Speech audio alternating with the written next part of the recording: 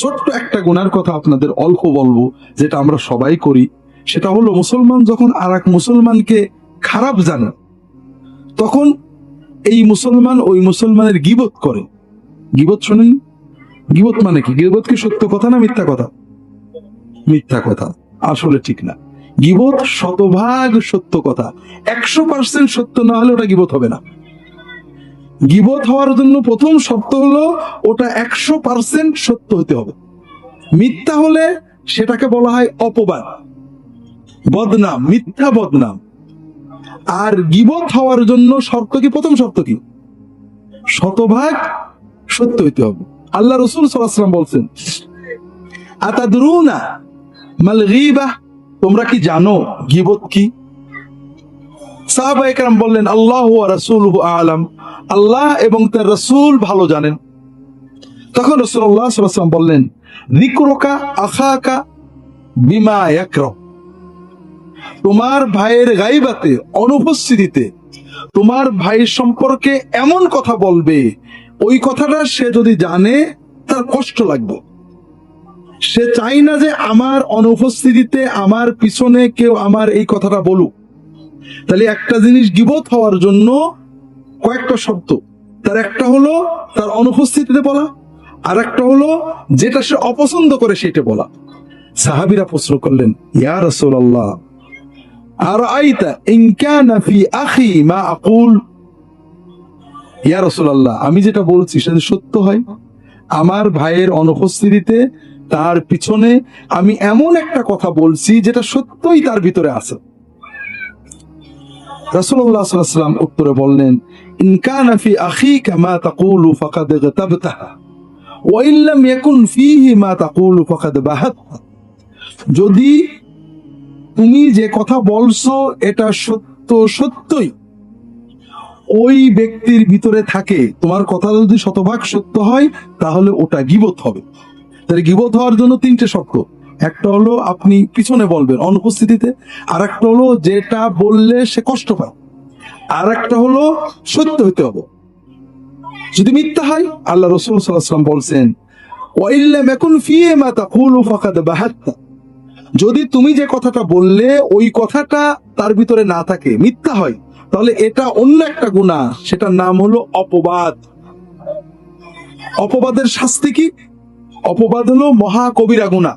মদ খাওয়া, শুয়োর খাওয়া, এগুলো যেমন কবিরা গুনাহ, গীবত, অপবাদ এইরকম কবিরা গুনাহ, তবে একটু বেশি।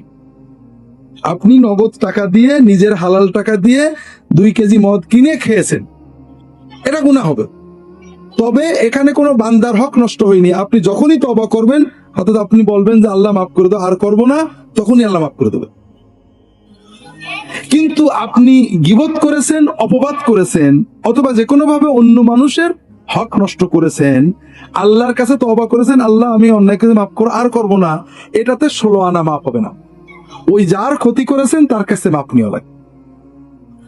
আর এজন্যই আল্লাহ রাসূল সাল্লাল্লাহু আলাইহি ওয়াসাল্লাম বলছেন, মান ক্বালা ফি মুমিনিন মা লাইসা ফীহি আসকানাহুল্লাহু রাদগাতাল খাবালি হাত্তা ইয়াতিয়া বিমাখরাজিম মিনহু, যদি কোনো মানুষ অন্য কোনো মুমিন ভাইয়ের ব্যাপারে এমন কথা বলে যেটা সত্য না, এরকম কথা কিন্তু আমরা সারা দিনই বলি, অমুক লোকটা এই দোষ আছে।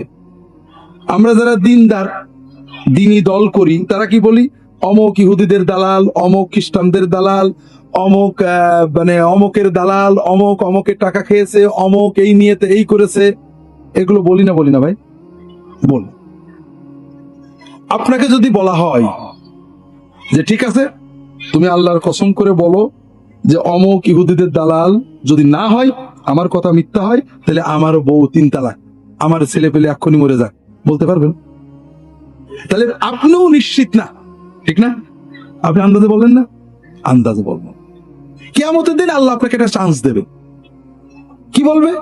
যে বান্দা, তুমি দুনিয়াতে আমার অমুক বান্দার ব্যাপারে এই কথাটা বলেছিলে সে ইহুদিদের দালাল, খ্রিস্টানদের দালাল, সে গোপনে অমুকের টাকা খায়, সে অমুক কাজ করে, সে এই নিয়েতে এটা করে। এই যে কথাটা বলেছিলে, এটা ডকুমেন্ট আমাকে দাও, দলিল দিবা। আসকানাহুল্লাহু রাদগাতাল খাবালি হাত্তা ইয়াতিয়া বিমাখরাজি মিনহু। যতক্ষণ তুমি দলিল না দিতে পারবে ততক্ষণ আল্লাহ তাআলা ওই বান্দাকে, ওই যে ব্যক্তি অপবাদ করেছিল, মুমিনের নামে মিথ্যাচার করেছিল, আন্দাজে অপবাদ দিয়েছিল, ভিত্তিহীন অপবাদ দিয়েছিল, ওই লোকটাকে জাহান্নামে, জাহান্নামীদের রক্ত, পুজ, পেশাব, পায়খানা যেখানে থাকে ওর ভিতরে তার অবস্থান দিয়ে বলবেন, তুমি যতদিন ডকুমেন্ট না দিতে পারো এখানে থাকো। নাউজুবিল্লাহ বলেন না। এইরকম গুনাহ আমরা করি না, কোনো লাভ আছে ভাই? 2 টাকা লাভ আছে বলেন তো?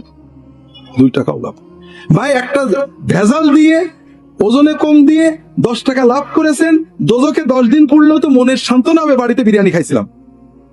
এই মিথ্যা অপবাদ দিয়ে কি পাচ্ছি আমরা? এক দল আরেক দলের বিরুদ্ধে, এক মুমিন আরেক মুমিনের বিরুদ্ধে। ভাইরা, আল্লাহর হস্তে বলি, যে কথা আপনি ডকুমেন্টে প্রমাণ করতে পারবেন না সেই কথা বলবেন না। আপনি আমার কথার সমালোচনা করেন যে আব্দুল্লাহ জাহাঙ্গীর এই কথা বলেছে, এটা ঠিক না, কোনো সমস্যা নেই, কারণ আপনি জানেন ডকুমেন্ট আছে আমি বলেছি। কিন্তু আপনি এটা বলেন না যে আব্দুল্লাহ জাহাঙ্গীরের মনে এইটা ছিল বলে এইটা বলেছে। আপনি কার মন দেখেছেন? আল্লাহ কিয়ামতে জিজ্ঞেস করবে তো।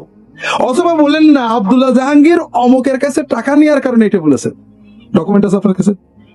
আছে, বলবো না, কোনো না, আমি বলি না দুনিয়ার কারোর ব্যাপারে। আপনি, বিষয় হচ্ছে কি ভাইরা, একদিন আমাদের একা আল্লাহর সামনে দাঁড়াতে হবে, ঠিক না? এই দুনিয়ার মারামারি মাতবরি সব শেষ হয়ে যাবে, যেখানে আল্লাহ ইনসাফ করবে। আল্লাহ এক বান্দার ক্ষতি করে আর এক বান্দাকে জান্নাত দেবে না। আপনি আল্লাহর কাছে কোটি গুনাহ করেছেন, মাপ পাবেন, কিন্তু আল্লাহর আরেক বান্দার ক্ষতি করেছেন, এটা আল্লাহ ওই বান্দার পারমিশন ছাড়া মাফ করবেন না, তার কাছে মাপ নিতে হবে আপনাকে। কাজেই ভাইরা, এই যে আমরা এক গ্রুপ আর এক গ্রুপের, এক দল আর এক দলের, এক রাজনৈতিক দল আর এক ধর্মীয় দল আর এক ধর্মীয় দলের, এক ব্যক্তি আর এক ব্যক্তির নামে অগণিত কথা বলছি, এর 95% মিথ্যা, ডকুমেন্ট ছাড়া। মিথ্যাটার প্রমাণ আপনাকে যদি বলা হয় যে কসম করে বলেন যে এইটা যদি মিথ্যা হয় আমার বউ তালাক, বলবেন না আপনি। এইটা যদি মিথ্যা হয় কালকের ভিতরে আমার ছেলে মরে যাক, আপনি বলবেন না, বলতে পারবেন? আর এইভাবে যেটা পারবেন না, আপনি নিশ্চিত আপনি আন্দাজে বলেছেন, আর আন্দাজে কথা বলাটাই হারাম। আল্লাহ কোরআনে নিজে এটা বলে দিয়েছেন, ইয়া আইয়ুহাল্লাযীনা আমানু ইজতানিবু কাসীরাম মিনায-যন্ন, হে মানুষেরা তোমরা অধিকাংশ সন্দেহ বাতিল করো, বর্জন করো। ফাইন্না বা'দায-যন্নি ইসমু, ধারণা, সন্দেহ এটা পাপ। আল্লাহ রাসূল সাল্লাল্লাহু আলাইহি ওয়াসাল্লাম বলে, ইয়াকুম আয-যন্ন ফাইন্না-য-যন্না আকযাবুল হাদিস, সন্দেহ, ধারণা, মনের আন্দাজে কিছু বলো না, এটা সবচেয়ে মিথ্যা কথা। দ্বিতীয়, আমরা এক মুমিন আর এক মুমিনের বিরুদ্ধে যেটা বলি এটার 5% সত্য কথা, আর সত্য হলে সেটাকে কি বলা হলো? গীবত। গীবত হওয়ার জন্য রাসূলুল্লাহ সাল্লাল্লাহু আলাইহি ওয়াসাল্লাম 3টে শর্ত দিলেন, মনে আছে তো? কয়টা শর্ত? 1 নম্বর সত্য হইতে হবে, 2 নম্বর তার পিছনে হইতে হবে, 3 নম্বর যে কথা বললে সে কষ্ট পায় এরকম কথা হইতে হবে। আমরা অনেক সময় মনে করি ওর আমরা সামনেও বলতে পারি, বলেন না? বলেন না, সামনে যেটা বলতে পারেন সেইটা পিছনে বলাই হলো মহা কবিরা গুনাহ, গীবত।